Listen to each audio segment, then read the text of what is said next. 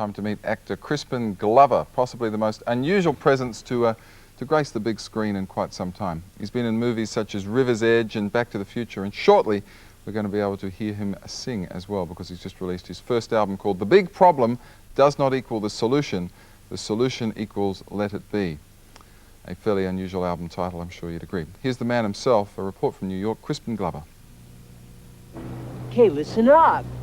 That's Crispin Glover acting. But when is he not acting? Good question. Crispin may be best known for oddball roles in movies like River's Edge and Back to the Future. I'm George McFly. But the roles he plays off-screen may be just as strange as anything he's played on-screen.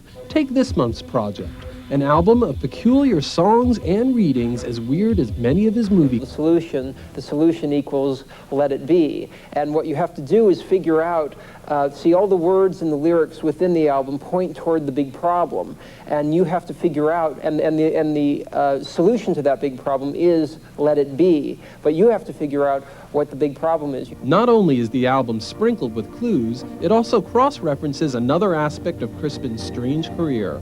Half of the album's 9 songs are based on the books Crispin has authored, including Rat Catching, originally published in the 19th century, but altered beyond recognition by Crispin in the 20th. Discretion will not rule. I faced a lion about it being a young nothing from having rat. The album does have concessions to pop music, or Crispin's idea of it. For instance, there's his version of Nancy Sinatra's These Boots Are Made for Walking, which Crispin has managed to tie into the big problem theme. It's somebody that has had something that, like I said, something that's been taken away, which is exactly the big problem. So, so you have to figure out, that's another good clue. One of these days, these boots are gonna walk on you. Perhaps one of the oddest things Crispin ever walked into was a summer of 1987 appearance on The David Letterman Show. Now, Crispin claims that the uncomfortable fella who appeared on that Letterman show wasn't him at all. I think the Letterman staff believed that it was me that went on the show, but it was actually Mr. Reuben Farr.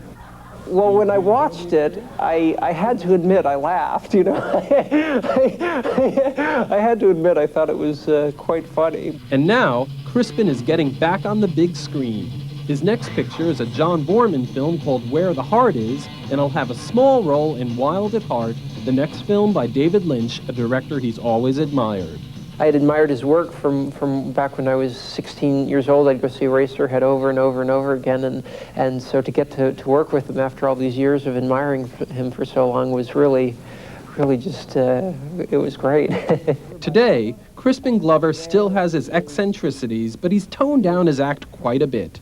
Is Crispin Glover mellowing with age? And I admit it, I was trying to out and out present something. To continue doing that and to continue kind of I don't know, a certain thing, it would become false, and I just feel, like I said, I just feel like letting it be, so.